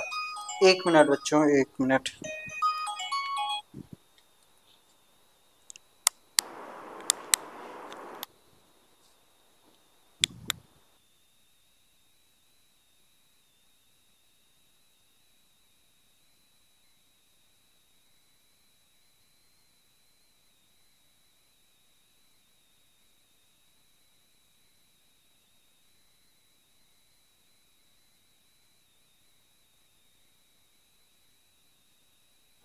ठीक है बच्चों, चलिए अब यहाँ तक समझ में आ गया होगा अच्छे से। अब इसके बाद क्या करिए, यहाँ पे आर स्क्वायर पहले बाहर है, फिर अंदर क्या करना है, दोनों में से साइन स्क्वायर थीटा कॉमन ले लीजिए, साइन स्क्वायर थीटा कॉमन ले लेंगे तो यहाँ पे अंदर क्या बचेगा, कॉस स्क्वायर फाई बचेगा प्लस यहाँ पे भी क्या बचेगा, साइन स्क्वायर फाई बचेगा। ठीक है, ये अंदर बचेगा प्लस कॉस स्क्वायर थीटा आपका पहले से ही था। ठीक है, तो यहाँ पे मैंने वैसे ही उतार दिया। अब देखो यहाँ पे क्या हो जाएगा, आर स्क्वायर और ये इसकी वैल्यू क्या हो जाएगी 1 के बराबर, तो यहाँ पे क्या बचेगा अंदर, sign square theta plus cos square theta बचेगा और इसकी भी वैल्यू क्या हो जाएगी 1 के बराबर हो जाएगी, मतलब आर स्क्वायर इक्वल टू क्या आ गया, अंडर रूट अभी नहीं लिखते हैं, यहाँ पे क्या आ गया x square plus Y square plus z square, ये आपका निकल के आ गया। अब यहां से हमारी आर की वैल्यू निकल गई, आर की वैल्यू क्या है, under root x square plus Y square plus z square. ठीक है, आर की वैल्यू निकल गई। इसी तरीके से आपको किसकी वैल्यू चाहिए, थीटा की वैल्यू चाहिए, थीटा की वैल्यू चाहिए तो आप क्या करिए, सेकेंड को फर्स्ट से डिवाइड कर दीजिए, सेकेंड को फर्स्ट से डिवाइड कर देना है। तो यहाँ पे सेकेंड्स को फर्स्ट से डिवाइड करोगे तो यहाँ पे देखो, यहाँ पे आपका क्या निकल जाएगा, फाई की वैल्यू निकल जाएगी, तो यहाँ पे y बाई एक्स आपका आ जाएगा, y बाई एक्स, y आपका क्या था, r sine theta sine phi था। ठीक है, और यहाँ पे r cos sine theta cos phi था। इस तरीके से अब देखो यहाँ से r cancel out, sine theta से साइन थीटा, तो यहाँ पे आपका क्या हो गया, tan फाई आ गया और यहाँ पे y बाई एक्स आ गया, मतलब फाई इक्वल टू क्या आ गया, tan इनवर्स फाई आ गया, tan inverse y by X आ गया। ठीक है, तो इस तरीके से फाई की वैल्यू निकाल लोगे और इसी तरीके से अब हमको किसकी चाहिए वैल्यू, थीटा की वैल्यू चाहिए, तो यहाँ पे थीटा की वैल्यू क्या लिख दोगे, यहाँ से अगर देखो यहाँ पे z की वैल्यू क्या है, r cos थीटा है, z की वैल्यू क्या दिया गया है, r cos थीटा दिया गया है, तो cos theta equal to r by z लिख सकते हैं, z बाई r लिख सकते हैं। तो यहाँ पे r की वैल्यू हमको पता चल गई है, तो z by under root x square plus Y square plus z square लिख सकते हैं cos थीटा की वैल्यू, तो cos थीटा की वैल्यू इसके बराबर आ जाएगी। ठीक है, तो यहाँ पे cos थीटा मतलब थीटा इक्वल टू आप क्या लिख सकते हो, cos inverse z by under root x square plus Y square plus z square. ठीक है, तो ये आपने क्या निकाल दिया, किसकी वैल्यू, आर थीटा और फाई तीनों की वैल्यू हमको मिल गई। तो यहाँ से अगर मैं फॉर्मूला एक जगह लिख दूं दो बॉक्स में, तो आपकी एक्स की वैल्यू क्या है, r sine theta cos phi y की वैल्यू क्या है r sin theta cos sin phi, और यहाँ पे z की वैल्यू क्या है r cos थीटा। ठीक है, ये हो गया। और इसी तरीके से यहाँ पे अगर इसको स्फेरिकल के r थीटा फाई के टर्म्स में लिखेंगे तो ये आएगा x square plus Y square plus z square. ठीक है, इस तरीके से r की वैल्यू आ गई। थीटा की वैल्यू क्या है, यहाँ पे थीटा की value z by cos inverse z by under root x square plus Y square plus z square. ठीक है, और यहाँ पे फाई की वैल्यू क्या है, tan inverse y by x है। ठीक है, तो ये है फॉर्मूला आपका किसमें, स्फेरिकल कोऑर्डिनेट सिस्टम का। सो कि कार्टेशियन में आप इसको इस प्रकार से लिख सकते हैं, और ये इसमें आप अब इससे एक क्वेश्चन भी मैं करके दिखा दे रहा हूं। एक क्वेश्चन मैं करके दिखा दूंगा, जैसे एक्स वाई जेड की वैल्यू मान लो 1 1 1 दी गई है। ठीक है, ये वैल्यू दी गई है और बोल रहा है कि इसको स्फेरिकल कोऑर्डिनेट सिस्टम में चेंज करके दिखाइए। किस में चेंज करना है, स्फेरिकल कोऑर्डिनेट सिस्टम में। तो स्फेरिकल में मतलब r थीटा और फाई के टर्म्स में लिखना है इसको। ठीक है, तो यहाँ पे सारी वैल्यू इस वाले फॉर्मूले में रख दो। यहाँ पे x की वैल्यू पता है, y की वैल्यू पता है, z की वैल्यू पता है, तो r इक्वल टू क्या हो जाएगा, 1 का स्क्वायर 1, 1 का स्क्वायर 1, 1 का स्क्वायर 1, मतलब क्या हो जाएगा अंडर रूट 3 हो जाएगा। ठीक है, इसी तरीके से थीटा की वैल्यू निकालो तो क्या हो जाएगा, कॉस इनवर्स थीटा की वैल्यू क्या है, कॉस इनवर्स जेड की वैल्यू क्या है 1, और यहाँ पे अंडर आर की वैल्यू हमको पहले से ही हमने निकाला है अंडर रूट 3। ठीक है, ये आ गया। इसी तरीके से फाई की वैल्यू निकालो, फाई की वैल्यू क्या है, tan inverse 1, tan inverse 1 by 1 हो जाएगा। तो इसको थोड़ा सा सॉल्व कर लेते हैं। तो tan इनवर्स tan 45 डिग्री की वैल्यू क्या होती है, 1 के बराबर होती है। तो यहाँ पे मतलब जो आपका थीटा आएगा, दिस इंप्लाइज थीटा आपका 45 डिग्री आ जाएगा। ठीक है, तो यहाँ पे अगर r थीटा फाई के टर्म्स में इसी कोऑर्डिनेट सिस्टम को लिखेंगे तो अंडर रूट 3 आएगा। यहाँ पे cos इनवर्स 1 बाई रूट 3 आएगा और यहाँ पे 45 डिग्री आएगा। ठीक है, तो इस तरीके से हम लोग कन्वर्ट कर सकते हैं। ठीक है, एक क्वेश्चन मैं दे रहा हूं, अगर आपको किसके टर्म में क्वेश्चन है, अगर यहाँ पे 45 डिग्री और 30 डिग्री आर थीटा और फाई के टर्म्स में वैल्यू दी गई है, इसको कार्टेशियन में चेंज करना है। ये आपके लिए होमवर्क है, ये आप करके दिखाइएगा हमको। ठीक है, तो इस तरीके से आपसे क्वेश्चन आपसे पूछे जाएंगे।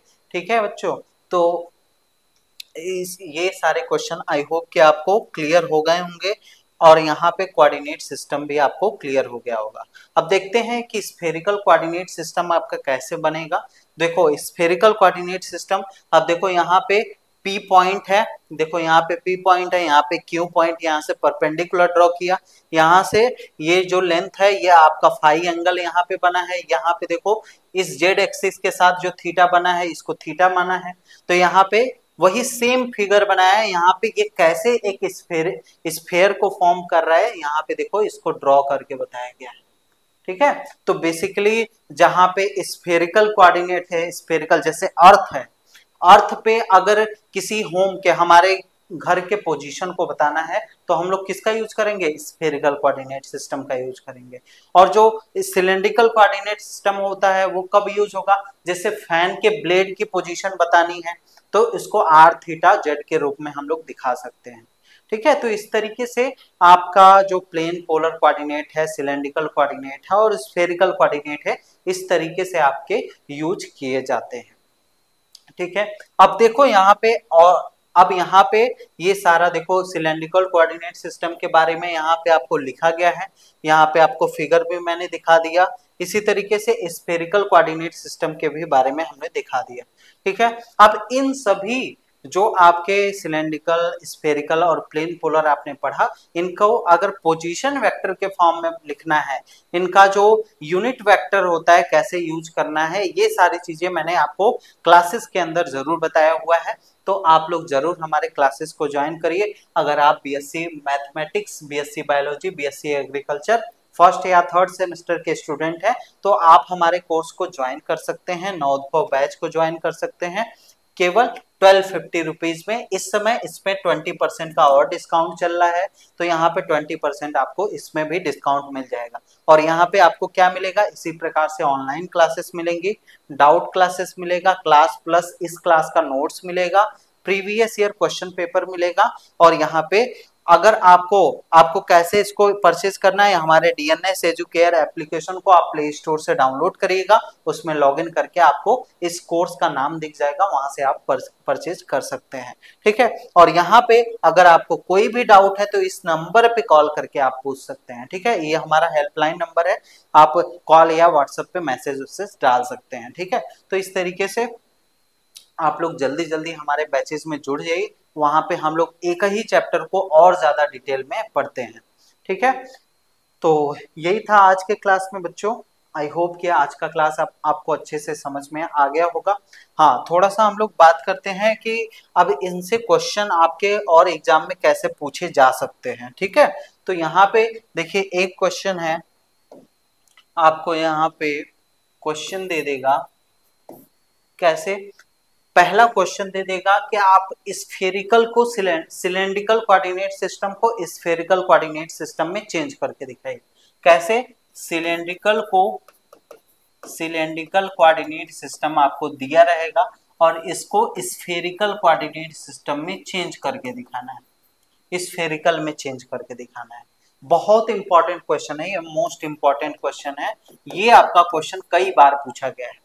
तो देखो, अगर सिलेंड्रिकल कोऑर्डिनेट सिस्टम आपको दिया गया है तो सिलेंड्रिकल कोऑर्डिनेट के कोऑर्डिनेट्स क्या होते हैं, आर थीटा, क्या होता है, आर थीटा और जेड, ये वैल्यू हमको पता रहेगी। ठीक है, आर थीटा जेड की वैल्यू पता है, तो सिलेंड्रिकल कोऑर्डिनेट में आर की वैल्यू क्या होती है, अगर एक्स, यहाँ पे अगर आर की वैल्यू हमको दी गई है तो क्या हम इसको एक्स वाई जेड के फॉर्म में लिख सकते हैं। ठीक है, इसको हम लोग क्या कर सकते हैं, एक्स वाई जेड के फॉर्म में लिख सकते हैं। यहाँ पे इसको भी मैं इरेज कर लूं, एक मिनट। देखो, बहुत मोस्ट इंपॉर्टेंट क्वेश्चन है, आप अच्छे से ध्यान दीजिएगा, आपका ये क्वेश्चन आपका बार बार पूछा जाता है।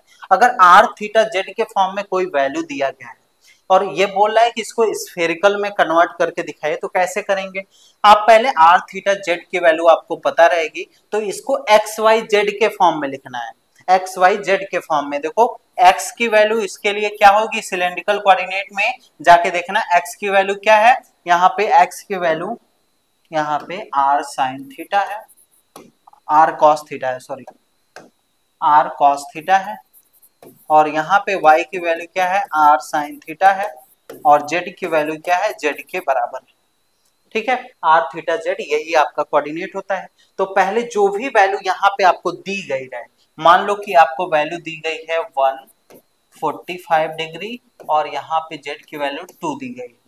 ठीक है, इस वैल्यू को यहाँ पे रख के पहले एक्स वाई जेड की वैल्यू निकालो। तो यहाँ पे x की वैल्यू क्या आ जाएगी, देखो r की वैल्यू क्या है, 1 है, cos और थीटा की वैल्यू क्या है, 45 डिग्री, तो cos 45 डिग्री की वैल्यू क्या है, 1/√2, तो यहाँ पे क्या आ जाएगा, 1/√2 आ जाएगा। y की वैल्यू क्या आ जाएगी, अब देखो यहाँ पे y की value 1 sine theta, sine 45 degree, इसकी भी वैल्यू 1/√2 यहाँ पे रख दोगे तो यही आ जाएगा। और यहाँ पे z की वैल्यू क्या होगी, z के बराबर होगी, मतलब यहाँ पे 2 दिया गया है तो z की भी वैल्यू 2 होगी। तो मतलब एक्स वाई जेड की में अगर हमने कन्वर्ट किया इसको तो क्या आया वैल्यू, 1/√2, 1/√2, और यहाँ पे क्या आ गया, 2 के बराबर, ये आ गया कोऑर्डिनेट एक्स वाई जेड के रूप में। अब ये एक्स वाई जेड के रूप में हमको पता चल गया। अब इसको किस में चेंज करना है, स्फेरिकल में चेंज करना है, किस में चेंज करना है, आर थीटा और फाई के रिस्पेक्ट में चेंज करना है इसको। तो इसको चेंज करके देखिए, हम लोग इसको देखते हैं। तो आर थीटा फाई के रूप में चेंज करना है, हमको एक्स वाई जेड की वैल्यू पता है, किस में चेंज करना है, आर थीटा के टर्म्स में चेंज करना है। तो आर की वैल्यू क्या होती है, सिलेंडर स्फेरिकल कोऑर्डिनेट सिस्टम में x square plus Y square z square. Theta की वैल्यू क्या है, यहाँ पे cos inverse z by r के बराबर वैल्यू होती है, मतलब √x square plus Y square और प्लस जेड स्क्वायर के बराबर। और फाई की वैल्यू क्या होती है, यहाँ पे tan inverse y by x होता है। ठीक है, तो ये आपका फॉर्मूला है। अब देखो यहाँ पे एक्स वाई जेड की वैल्यू पता है, यहाँ पे तीनों में रख के यहाँ पे इसको मैं स्फेरिकल में चेंज कर लूंगा। तो देखो यहाँ पे आर की वैल्यू यहाँ पे एक्स की वैल्यू 1/√2, 1/√2 का स्क्वायर क्या हो जाएगा 1/2 हो जाएगा। यहाँ पे भी 1/√2 है तो 1/√2 का स्क्वायर 1/2 हो जाएगा। यहाँ पे 2 है, 2 का स्क्वायर क्या हो जाएगा 4 हो जाएगा, +4। तो यहाँ पे अगर देखें हम लोग तो क्या हो जाएगा, यहाँ पे हाफ और हाफ को ऐड करेंगे तो 1 आएगा, और 1 + 4 यहाँ पे √5 आ गया। ठीक है, ये √5 आ गया। आर की वैल्यू, थीटा की वैल्यू क्या आ गई, थीटा की वैल्यू देखो cos इनवर्स z/r आपका फॉर्मूला होता है।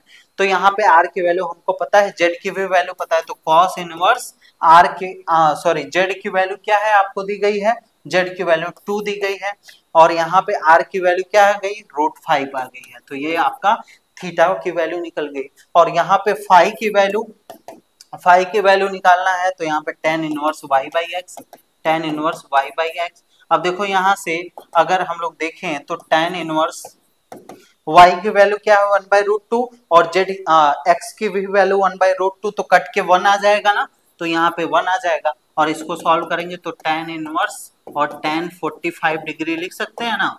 तो यहाँ पे थीटा की वैल्यू क्या आ गई 45 डिग्री आ गई। ठीक है, तो यहां से हमने क्या किया, इस सिलेंड्रिकल कोऑर्डिनेट सिस्टम की जो कि 145 डिग्री 2 के फॉर्म में दिया गया था, इसको स्फेरिकल में कन्वर्ट कर लिया। क्या आ गया वैल्यू आपका यहाँ पे √5, और यहाँ पे cos इनवर्स 2/√5, और यहाँ पे कॉमा आपका 45 डिग्री। ये आपका देखो यहाँ पे मैंने कन्वर्ट करके दिखा दिया। तो सिलेंड्रिकल से स्फेरिकल में कन्वर्ट करना है, चाहे स्फेरिकल से सिलेंड्रिकल में कन्वर्ट करना है, इस तरीके का क्वेश्चन आपके एग्जामिनेशन में बहुत पूछे जाते हैं। ठीक है, तो यहाँ पे आप चाहे एमसीक्यू पढ़ो चाहे आपका क्वेश्चन रिटन हो, इस तरीके के क्वेश्चन आपसे पूछे जाएंगे। तो यहाँ पे क्या करना है, जो भी कोऑर्डिनेट पहला दिया गया है उसको कार्टेशियन में चेंज करो। कार्टेशियन में चेंज करने के बाद उस कार्टेशियन की वैल्यू को यूज करके जो जिस भी कोऑर्डिनेट में चेंज करना है, जैसे स्फेरिकल में यहाँ पे चेंज करना था तो r, थीटा, फाई इन तीनों की वैल्यू यहाँ पे रख के इसको सॉल्व कर दो। समझ में आ गया कैसे चेंज करना है, एकदम लाइन बाय लाइन प्रोसेस बताया है मैंने। पहले आपको जो सिलेंड्रिकल पहला कोऑर्डिनेट, जैसे अगला क्वेश्चन मैं दे देता हूं, जैसे मान लो स्फेरिकल दिया हो और बोल रहा है सिलेंड्रिकल में चेंज करने के लिए, तो सिलेंड्रिकल में चेंज करने के लिए दिया है सिलेंड्रिकल। ठीक है, तो स्फेरिकल में चेंज करना है सिलेंड्रिकल में, तो क्या करना है, पहला मेथड, पहले हम लोग क्या करेंगे, स्फेरिकल से कार्टेशियन में चेंज करेंगे। क्या करेंगे, स्फेरिकल से कार्टेशियन में चेंज करेंगे। मतलब स्फेरिकल जो भी वैल्यू दिया रहेगा r, थीटा, फाई के टर्म में, इसको हम लोग चेंज करेंगे x, y, z के रूप में। ठीक है, और फिर क्या करेंगे, सेकेंड प्रोसेस क्या होगा, इस कार्टेशियन की वैल्यू को यूज करके, इसी कार्टेशियन वैल्यू को यूज करके हम लोग किस में चेंज करेंगे, सिलेंड्रिकल में चेंज करेंगे। ठीक है, तो यहाँ पे कार्टेशियन x, y, z की वैल्यू हमको यहाँ से पता चल जाएगी, और इसी को सिलेंड्रिकल में r, थीटा, z के फॉर्म में कन्वर्ट कर लेंगे। ठीक है, तो ये आपका कन्वर्ट होके आ जाएगा। चलो एक क्वेश्चन मैं इसका दे दे रहा हूं, इसको आप लोग करके आइएगा। 2-3 क्वेश्चन मैंने होमवर्क के लिए दिया है, तो जरूर आप लोग करके आइएगा। देखो यहाँ पे क्वेश्चन है r, थीटा, फाई के टर्म में, तो यहाँ पे 4, यहाँ पे 45 डिग्री और यहाँ पे 30 डिग्री। ठीक है, ये तीनों एंगल आपको यहाँ पे क्या दिया गया है, स्फेरिकल दिया गया है। ये आपका क्या है, स्फेरिकल कोऑर्डिनेट सिस्टम है। इसको चेंज करना है किसमें, आपको सिलेंड्रिकल में चेंज करके दिखाना है। सिलेंड्रिकल में चेंज करके दिखाना है, मतलब किस में चेंज करके दिखाना है, r, थीटा और z के रूप में चेंज करके दिखाना है। ठीक है, तो इस तरीके से यहाँ पे पहले इसको कार्टेशियन में चेंज करना, जैसे ये स्टेप बताया सेम स्टेप फॉलो करोगे, आराम से ये क्वेश्चन आपका सॉल्व हो जाएगा। ठीक है, तो यही था आज के क्लास में। और बाकी अगर आप और भी चीजें इस चैप्टर के, मतलब इसका यूनिट वेक्टर कैसे आप लिखते हैं, वो सारी चीजें देखना चाहते हैं तो हमारे बैचेज में ज्वाइन हो सकते हैं। ठीक है, तो यही था आज के क्लास में। अब मिलते हैं नेक्स्ट क्लास में और एक इम्पॉर्टेंट टॉपिक लेके। तो थैंक यू।